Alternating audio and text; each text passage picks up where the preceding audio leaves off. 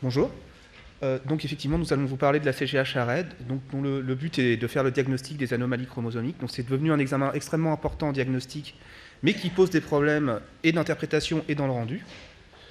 Donc brièvement, le but du diagnostic génétique, c'est de relier la maladie à une anomalie génétique. Donc pour cela, il faut explorer le génome, mais vous le voyez, un génome, c'est difficile à explorer. Ça ressemble à... Là, c'est un génome, en fait, vu au microscope. C'est un noyau, c'est une pelote de laine.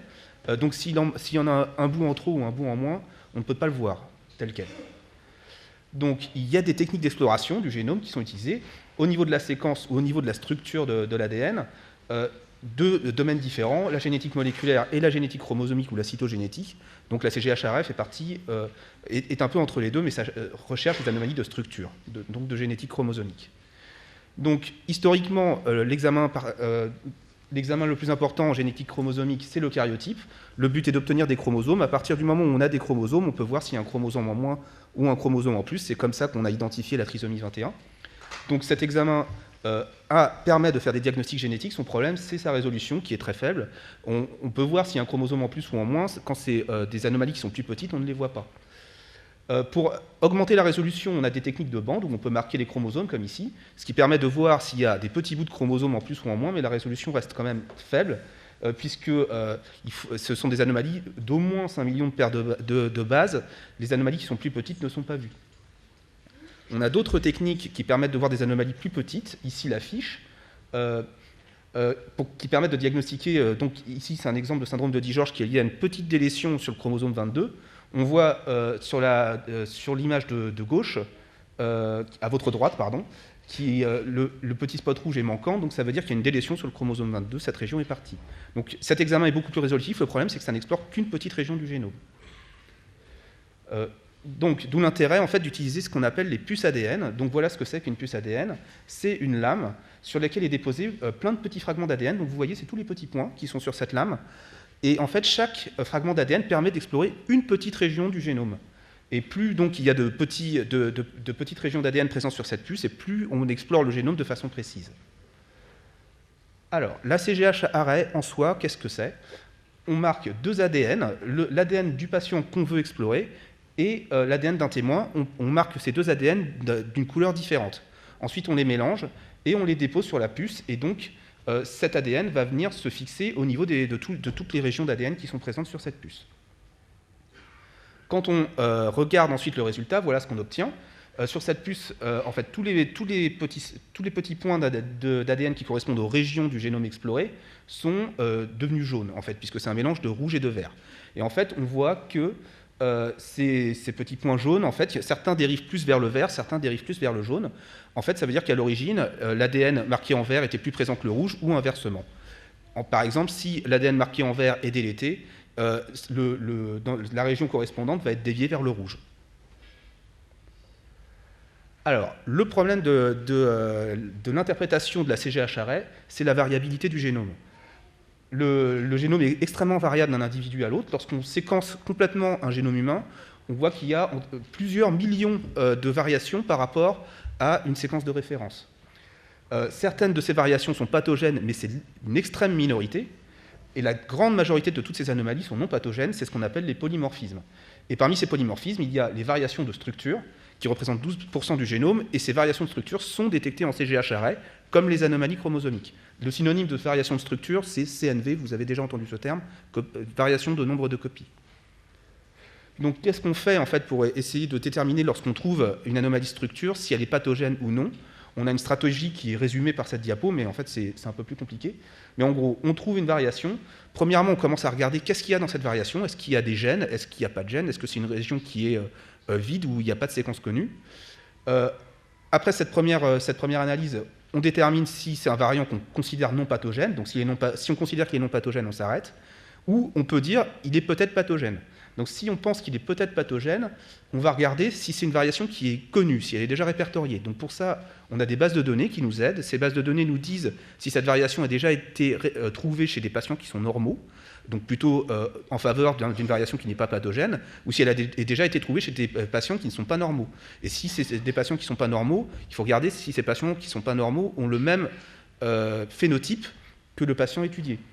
Donc après cette analyse, on peut considérer que le variant n'est pas pathogène s'il est retrouvé dans de la population générale, ou on peut dire qu'il est quand même peut-être pathogène. Donc si on pense qu'il est peut-être pathogène, on analyse les parents et on regarde si cette anomalie est portée par un parent sain ou si elle est apparue de novo chez ce patient.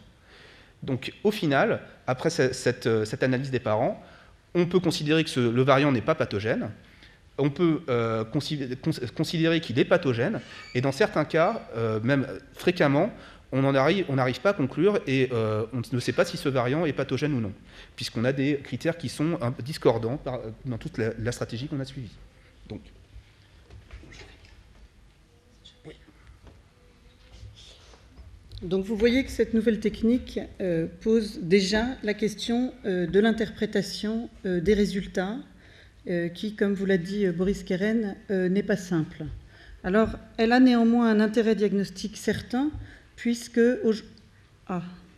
aujourd'hui, on peut dire que dans le domaine de la déficience intellectuelle, on retrouve des variations mises en évidence avec cette technique qui permettent d'expliquer 10 à 15% des cas. C'est-à-dire, dans 10 à 15% des cas des personnes présentant une déficience intellectuelle, on peut relier l'anomalie qu'on va mettre en évidence avec cette technique au tableau clinique. On va donc avoir deux types de questions en analysant les résultats. La première question va être l'incertitude quant à la pathogénicité. Et vous allez voir qu'il y a une deuxième question qui arrive très vite après, une fois qu'on a réussi à répondre à cette première question, c'est la mise en évidence d'anomalies qu'on n'avait absolument pas prévues et qui ne sont sans rapport avec la déficience intellectuelle, et je vais vous en montrer quelques exemples. Alors Boris vient de vous expliquer l'incertitude par rapport à la pathogénicité, je ne vais pas revenir dessus. On trouve 5 à 15 CNV, c'est-à-dire variations de séquence par patient à l'heure actuelle, et la question de la pathogénicité va donc être réglée dans un certain nombre de cas en fonction des bases de données, en sachant qu'on n'arrive pas toujours à conclure de façon certaine. Et il y a encore des zones grises, si on peut s'exprimer ainsi, pour lesquelles on ne va pas pouvoir conclure. Et ça, c'est important quand on fait un examen, de pouvoir prévenir les parents ou la personne de ces zones grises. Ce n'est pas un examen aujourd'hui qui va nous permettre, dans 100% des cas, de répondre blanc ou noir. Alors, comme on n'a pas beaucoup de temps, je passerai sur les exemples que j'avais précisés pour insister un petit peu sur la question de la mise en évidence d'une anomalie sans rapport avec l'indication, qui risque de déboucher sur ce qu'on appelle une annonce non sollicitée. Alors, en réfléchissant à cette question, à partir du moment où cette technique a été transférée dans le domaine du diagnostic, c'est-à-dire est à la disposition des médecins pour le diagnostic, on a identifié 7 situations à l'heure actuelle qui pouvaient soulever des questions d'ordre éthique. Je vais en dérouler certaines avec quelques histoires cliniques. Là, c'est l'histoire d'une jeune fille de 11 ans que je suis en consultation pour une déficience intellectuelle légère et pour lequel, jusqu'à présent, il n'y avait pas de diagnostic étiologique. On a donc utilisé les puces à ADN pour essayer d'aboutir à un diagnostic étiologique. Je ne sais pas où il y a un pointeur, il est là. Et vous voyez qu'on a mis en évidence une délétion. Alors ça, ce que Boris ne vous a pas montré, mais c'est comme ça qu'on interprète les résultats. Une délétion sur le chromosome 5, sur le bras long du chromosome 5, qui est une délétion assez large, de 13,9 mégabases, ce qui signifie, quand on a une délétion de cette taille-là, je suis passé rapidement, mais une délétion de cette taille-là qui survient de novo, on peut dire avec certitude qu'elle est responsable de la pathologie. Cette délétion embarque délète un certain nombre de gènes, dont ce gène APC, qui est un gène de susceptibilité au cancer du côlon. Évidemment, ce n'est pas la question qui était posée par les parents, de savoir si leur fille allait avoir ou non un cancer du côlon. Mais on sait que les personnes qui ont des mutations ou des délétions dans ce gène sont à risque très important d'avoir un cancer du côlon et qu'il faut donc les surveiller. Et finalement, on arrive dans cette situation-là à un diagnostic présymptomatique, c'est-à-dire le diagnostic d'un cancer qui va certainement arriver, à une date inconnue, mais qui va arriver, non demandé par les parents, néanmoins avec un bénéfice médical, puisque en faisant des coloscopies régulièrement, on va pouvoir dire si les polypes, qui sont certainement déjà présents à 11 ans, sont cancéreux ou ne sont pas cancéreux. On va pouvoir enlever les polypes cancéreux et surveiller cette jeune fille, ce qui a été fait. Et d'ailleurs, à l'âge de 12 ans, elle a déjà plus d'une centaine de polypes dans son côlon. Et on peut dire que finalement, cet examen aura été bénéfique puisqu'elle va pouvoir être surveillée correctement. On va pouvoir enlever ces polypes et empêcher qu'elle ait un cancer du côlon sévère comme cela vous a été présenté. Donc là, on peut dire qu'il y a un bénéfice, mais vous imaginez bien la violence de ce type d'annonce en consultation, alors que ce n'était pas du tout une situation prévue. Deuxième type de résultat, même tableau clinique, une jeune fille qui a un retard psychomoteur modéré pour lequel il n'y a pas de diagnostic. Vous voyez là encore une délétion qui, cette fois-ci, délète un gène qu'on appelle le gène des lamines AC, gène connu pour être responsable d'une myopathie associée à des troubles cardiaques potentiellement sévères, voire des morts subites. Là, on se retrouve également dans la situation d'un diagnostic présymptomatique d'une maladie cardiaque et d'une maladie musculaire qui risque d'arriver à un âge imprévu et pour lequel il y a à nouveau un bénéfice médical, au moins sur le plan cardiaque, parce qu'on va pouvoir surveiller le cœur de cette jeune fille à partir de l'âge de 10 ans et éviter la mort subite potentielle dans ce type de pathologie. Mais on peut aussi avoir des... Là, vous voyez que c'est deux situations dans lesquelles on peut dire qu'il y a un bénéfice individuel, mais encore faut-il avoir préparé un petit peu le terrain pour dire que ces situations-là peuvent arriver. Là, c'est une situation un petit peu différente, où chez une jeune fille de 17 ans avec un retard mental et des troubles autistiques, on trouve une délétion, une toute petite délétion, vous voyez, dans un intron du gène de la myopathie de Duchenne. Et là, on ne se retrouve plus dans la situation, d'une part, où on explique la pathologie, puisque c'est probablement pas cette délétion qui explique le retard mental, mais d'autre part, on va avoir des conséquences potentielles pour la descendance de cette jeune fille, donc qui n'en aura peut-être pas pour ces garçons, puisqu'elle risque de transmettre la myopathie de Duchenne, mais si cette délétion est transmise par sa maman, toute la famille est à risque de transmettre la myopathie de Duchenne. Alors vous voyez qu'on on est dans une situation où des parents viennent avec une jeune fille pour un diagnostic étiologique d'un retard mental et qu'on se retrouve à annoncer comme une espèce de bombe dans la famille qu'il y a un risque de myopathie de Duchenne pour les garçons. Autre situation, un peu sur laquelle je vais passer vite parce que là il faudrait rentrer dans le détail des modes de transmission, mais on peut tomber sur des délétions de gènes récessifs qui ne sont pathogènes que si il y a une mutation sur l'autre allèle, mais dans les maladies fréquentes, on peut se retrouver dans la situation, par exemple dans la mucoviscidose, où il y a une mutation sur l'autre allèle. 3 minutes, je passe sur cette situation-là. Autre situation délicate, détection donc de CNV, donc de variants, dont on sait qu'ils peuvent être prédisposants à une maladie future. Jeune fille de 5 ans, retard des acquisitions, microcéphalie, petite duplication dans un gène responsable d'une maladie de Parkinson. Augmentation du risque de maladie de Parkinson à l'âge adulte. Voilà. Vous voyez qu'on n'est plus là dans la situation de bénéfice pour la personne, on est dans la situation d'une augmentation de risque d'une maladie assez fréquente dans la population générale. Et puis, une autre situation qui est également compliquée dans le temps est la situation de ce qu'on considère aujourd'hui comme des polymorphismes, c'est-à-dire ce qu'on a appelé des CNP, c'est-à-dire des variantes de la normale, dont on sait déjà que certains ont été considérés comme tels tout au début de cette technique, et des papiers sont sortis récemment pour dire que finalement, ce polymorphisme qu'on avait considéré comme une variante de la normale n'est plus une variante de la normale et qu'il est réellement pathogène. Et donc, la question qui se pose à nous médecins, c'est que dire aux patients et comment suivre suffisamment correctement la littérature pour qu'un jour on puisse rectifier le tir et dire finalement on s'est trompé, c'était pas un variant, c'était la cause de votre pathologie. Alors vous voyez que les enjeux éthiques sont quand même considérables et que les équipes qui travaillent dans ce domaine s'y sont penchées, en particulier les cliniciens qui sont au contact des patients quotidiennement. Finalement la question est, doit-on informer et de quoi ? Doit-on informer du risque d'une maladie à révélation tardive? Est-ce qu'il faut informer seulement en fonction du bénéfice médical? Est-ce qu'il faut informer des prédispositions à des maladies courantes multifactorielles, etc., etc. Est-ce qu'on doit dire la vérité, toute la vérité? Est-ce qu'on doit rendre tous les CNV mis en évidence? Et on sait bien aujourd'hui que la génétique n'est pas toute puissante, que les connaissances restent très imparfaites, que le point qui nous gêne le plus en génétique clinique, c'est les mauvaises corrélations qu'on peut avoir entre le génotype, c'est-à-dire ce qu'on observe dans le génome, et le phénotype.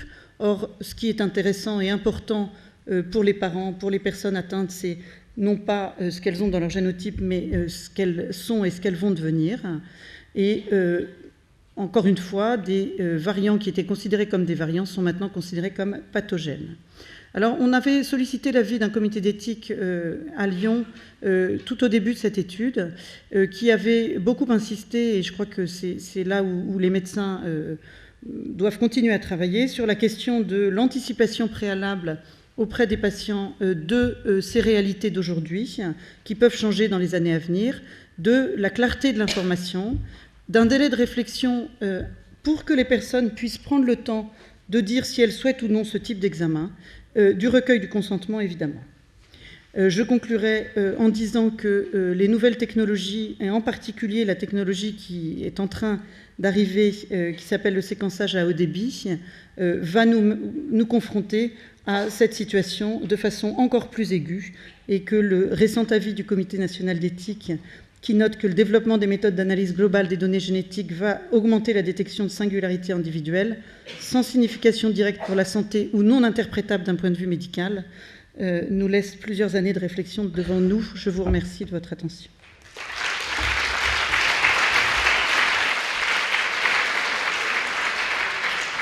Vous pouvez rester. Docteur, alors une question. Si on comprend bien, cette technique n'est pas intéressante pour tous ceux dont la déficience intellectuelle est identifiée, dont l'origine est identifiée comme la trisomie 21, etc. Elle concerne toutes les déficiences intellectuelles dont la cause n'est pas comprise, n'a pas été trouvée. Tout à fait. N'est-ce pas ? Tout à fait. Et est-ce qu'elle peut concerner tous les retards mentaux inexpliqués ?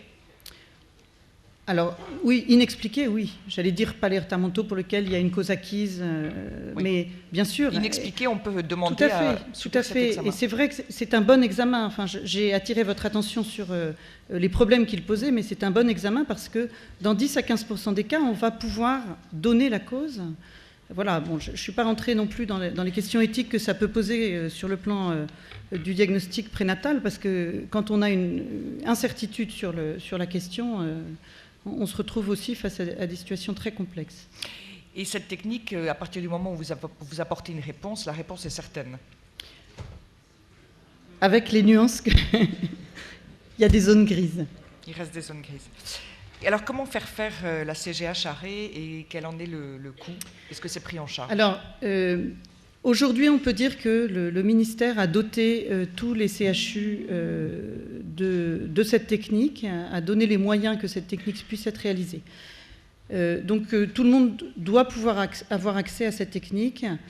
Nous, les généticiens cliniciens, on est plutôt militants pour que cette technique soit prescrite par des gens qui sont au courant de ce qu'on peut en attendre et de toutes les réserves que je viens de faire. C'est-à-dire qu'on peut dire que globalement, sur le territoire français, dans n'importe quel service de génétique, il est possible de bénéficier de cette technique et que, dans la grande majorité des cas, des neuropédiatres peuvent la prescrire. Par contre, c'est un examen génétique complexe et elle ne peut pas être prescrite par un médecin traitant ou par un pédiatre de ville. C'est un examen qui est prescrit en milieu hospitalier et avec des gens qui connaissent bien les problèmes liés à cette technique. Merci beaucoup.